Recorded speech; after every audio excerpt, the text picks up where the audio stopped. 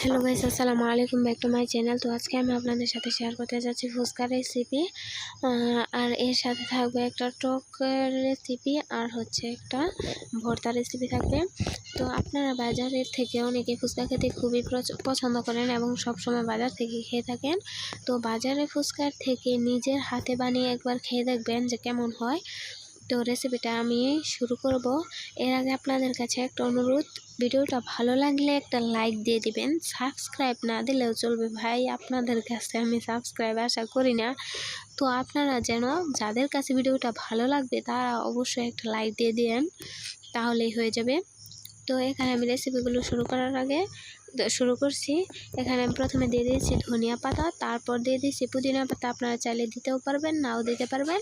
তারপর হচ্ছে দিয়ে দিয়েছি কিছুটা মরিচ কুচি, তারপর হচ্ছে আদা আর একটু বরফ দিয়ে দিয়েছি, আর একটু লেবুর রস দিয়ে ব্লেন্ড করে নিয়েছি। লেবুর রস বরফ দিয়েছি কারণ এখানে আমি পানি অ্যাড করব না, সেজন্য আমি এখানে বরফ দিয়ে দিয়েছি। তারপর হচ্ছে আমি এখানে এখন মশলাগুলো ভেজে নেব। আর মশলাটা বেশি না, শুধু জিরে ভেজে নেব আর হচ্ছে মরিচ। এখানে আমি কাশ্মীরি মরিচটা নিচ্ছি। যদি আপনাদের কাছে কাশ্মীরি মরিচটা না থাকে তাহলে আপনারা এমনি সাধারণ যে মরিচটা আছে ওটাকে ব্যবহার করতে পারবেন, সমস্যা নাই। আর এই যে আরেকটা জিনিস যে দেখতে পাচ্ছেন, ওইটার নামটা আমি মূলত ভুলে গেছি, তো আপনারা এখান থেকে দেখে নেবেন, সমস্যা নাই। আর এটা না দিলেও চলবে, অবশ্য জিরে আর সজ এগুলো দিলেই চলবে। তো হচ্ছে আমি এগুলোকে কিছুক্ষণ সময় ভালোভাবে ভেজে নেব। ভেজে নেওয়ার পর হচ্ছে এগুলো আমি ব্লেন্ডারে দিয়ে ভালোভাবে ব্লেন্ড করে নেব।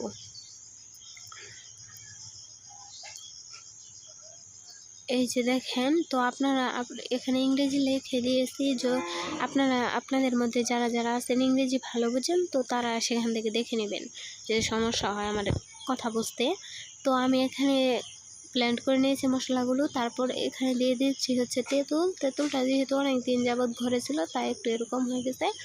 তারপর আমি গুড় দিয়ে দিয়েছি। আমাদের গুড়ের কালারটা এরকম, তো আপনারা যে কোনো ধরনের গুড় পেয়ে যাবেন বাজারে, ওই রকম গুড়ি দিয়ে দিবেন। তারপর হচ্ছে আমি পানি দিয়ে দিচ্ছি। পানি দিয়ে এটাকে ভালোভাবে কিছুক্ষণ সময় সিদ্ধ করে নিব। তেঁতুলটা একদম গলিয়ে নিব, গুড়টা একদম গলিয়ে নিব। এই যে দেখেন 5 মিনিটের মতন লাগছে আমার সময়, তো আপনাদের এরকমই লাগবে। এই যে এভাবে করে নেবেন। নেওয়ার পর হচ্ছে তেঁতুলটা যেহেতু একদম বিচি আছে, শাখা আছে, সেজন্য আমি এটাকে সেঁকে নিব।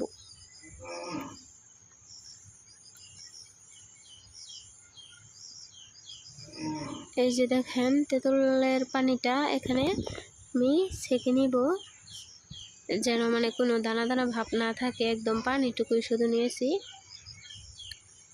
এই যে দেখতে পাচ্ছেন। তো এখানে আমি আর একটু পানি অ্যাড করে দিচ্ছি, যেহেতু পানিটা একটু কম হয়েছে। পানি অ্যাড করে দিয়ে একটু নাড়াচাড়া দিয়ে দিব। আর হচ্ছে আমি এখানে এখন ওই যে আগে থেকে গুঁড়ো করা মশলাটা দিয়ে দিব 2 চামচ। দিয়ে দেওয়ার পর আগে যে একটা পেস্ট করে রেখেছিলাম ধনিয়া পাতা দিয়ে, মরিচ দিয়ে, আদা দিয়ে, ওই পেস্টটা দিয়ে দিব 1 চামচ পরিমাণ। তারপর হচ্ছে একটু চাট মশলা দিয়ে দিচ্ছি, তারপর একটু বিট লবণ দিয়ে দিয়েছি। এখানে যেহেতু আমি টকটা বানাবো তাহলে চাট মশলাটা অবশ্যই প্রয়োজনীয়। আর হচ্ছে পরে লবণ দিয়ে একটু লেবুর রস দিয়ে দিচ্ছি। তো আপনারা বাজারে থেকে চাট মশলাটা কিনে নেবেন। নেওয়ার পর দিয়ে দেওয়ার পর এগুলোকে আমি ভালোভাবে, এই যে দেখেন কত সুন্দর হয়েছে, আর এর টেস্টটাও অনেক সুন্দর হয়েছিল, তেঁতুল দিয়ে যেহেতু বানাইছি বুঝতেই তো পারতেছেন। তারপর হচ্ছে এখানে আমি পেঁয়াজ কুচি দিয়ে দিচ্ছি, দিয়ে আর একটু নাড়াচাড়া দিয়ে দিব।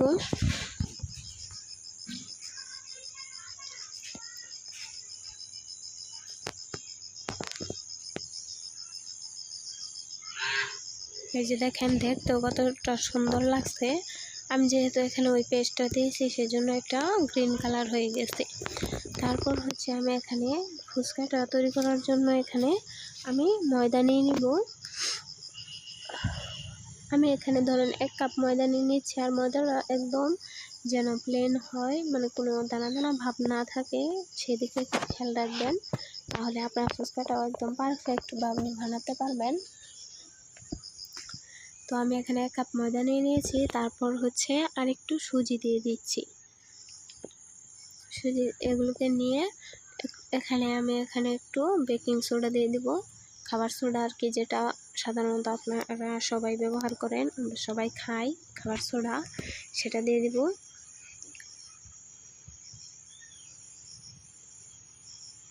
দিয়ে দেওয়ার পর হচ্ছে আমি এগুলোকে একটু নাড়াচাড়া দিয়ে মিশিয়ে পানি দিয়ে ডো একদম পারফেক্টভাবে একটা ডো তৈরি করে নেব। যেহেতু এটা ফুচকার রেসিপি, তো আপনারা ভালোভাবে খেয়াল করেন, কিছু একটা বাদ পড়লে হয়তো হবে না ভালোভাবে। তারপর হচ্ছে একটু একটু করে পানি দিয়ে ভালোভাবে ডোটা তৈরি করবেন।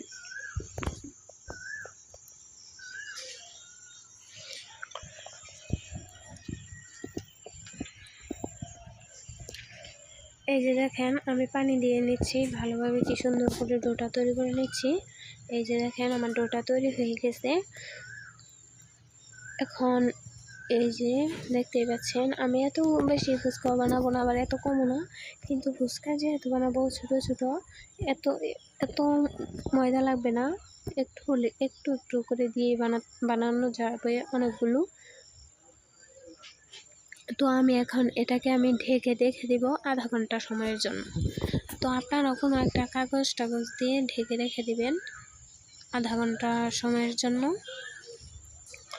আমি এখানে একটা সাদা কাপড় দিয়ে ঢেকে রেখে দিচ্ছি, আপনার রুমাল বা জাতীয় যে কোনো একটা ফ্রেশ কাপড় দিয়ে ঢেকে রেখে দেবেন।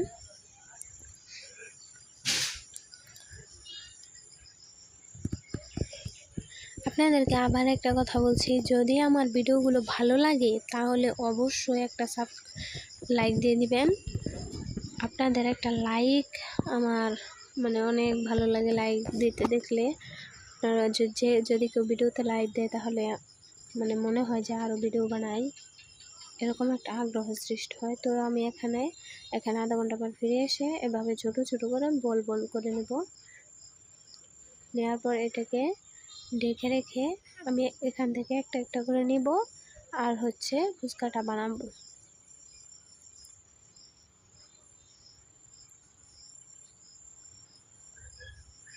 এই যে এখানে একটু বেলুনিটা নিয়ে দিয়ে দিব, আর হচ্ছে পিঠাটা নিয়ে আমি এখানে একটু তেল ব্রাশ করে নিয়েছি। নেওয়ার পর হচ্ছে ছোটো ছোটো কুটিগুলো আমি এখানে এই যে দেখেন এভাবে বেলে নেবেন, খুব সময় নিয়ে বেলবেন, ভালোভাবে বেলে নেবেন। তো বেলে নেওয়ার পর হচ্ছে আমি এগুলোকে এখানে রেখে দিব।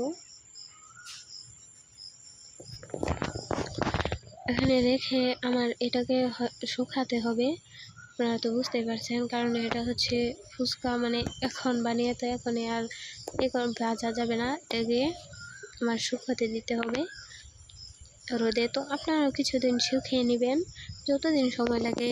যদি বেশি রোদ থাকে 2 দিনে, 1 দিন 2 দিনেই হয়ে যাবে, সমস্যা নাই। তো আমি এখানে শুকিয়ে নিয়েছি।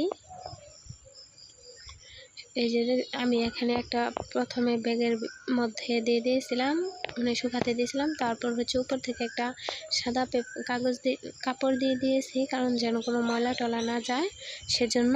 তা আপনারা আপনাদের সুবিধা মতো করে শুকিয়ে নেবেন, যেভাবে পারবেন ওইভাবে। তারপর হচ্ছে আমি এখন ফুচকাগুলো ভেজে নেব। তো আমি এখানে একটা কড়াই বসিয়ে নিয়েছি, নেওয়ার পর হচ্ছে তেল দিয়ে ভালোভাবে তেলটা গরম করে নিয়েছি। যে গরম হয়েছে কিনা এটা বোঝানোর জন্য আমি এখানে দেখতেই পাচ্ছেন তেলের মধ্যে একটু একটু ফুটি কাটছে।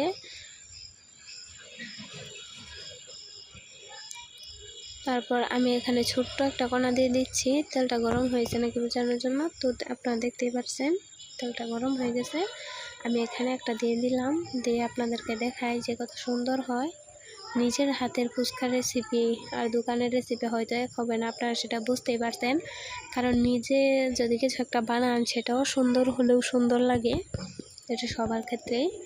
তো দেখেন এই যে আমি বলবো না যে একদম পারফেক্ট হয়েছে, কিন্তু অনেক সুন্দর হয়েছে। তারপরেও এই যে দেখেন এভাবে আমি সবগুলো ফুচকা ভেজে নেব।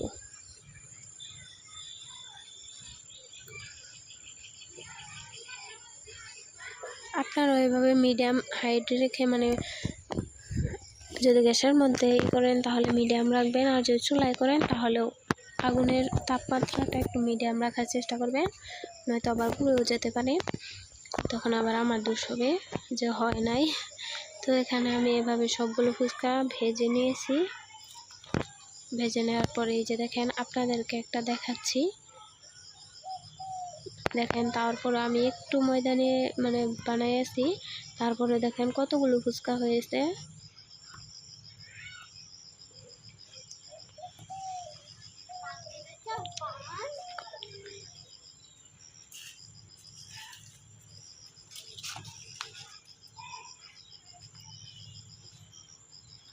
তো আমি এখানে যে ভর্তাটা বানাবো বলেছিলাম আপনাদেরকে, এখন ভর্তাটার রেসিপিটা দেখাচ্ছি।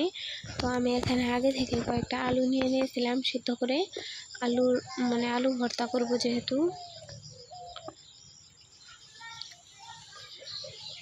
তারপর হচ্ছে এখানে কিছু ছোলা নিয়ে নিয়েছি, নিয়ে নেওয়ার পর হচ্ছে এখানে পেঁয়াজ কুচি দিয়ে দিব আমি, তারপর হচ্ছে কিছুটা মরিচ কুচি দিয়ে দিব, তারপর ধনিয়া কুচি, তারপর হচ্ছে বিট লবণ দিয়ে দিব, তারপরে এমনি সাধারণ যে লবণটা খাই ওইটা দিয়ে দিব, তারপর চাট মশলা, তারপরে হচ্ছে আমি আগে যে গুঁড়োটা করে রেখেছিলাম মশলা দিয়ে ওইটা দিয়ে দিচ্ছি, তারপর একটু টক দিয়ে দিচ্ছি, দিয়ে ভালোভাবে মিক্স করে নেওয়ার পর আবার দুটো ফুচকাও দিয়েছি, মজা লাগার জন্য আর একটু। এখন আমি এটাকে মিক্স করে নেব।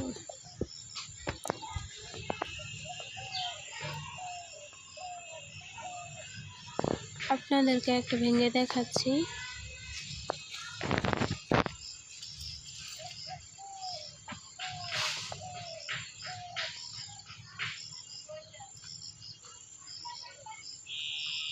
আপনাদেরকে একটা খেয়ে তো দেখাতে পারবো না, তো আপনাদেরকে একটা বানিয়ে দেখাচ্ছি।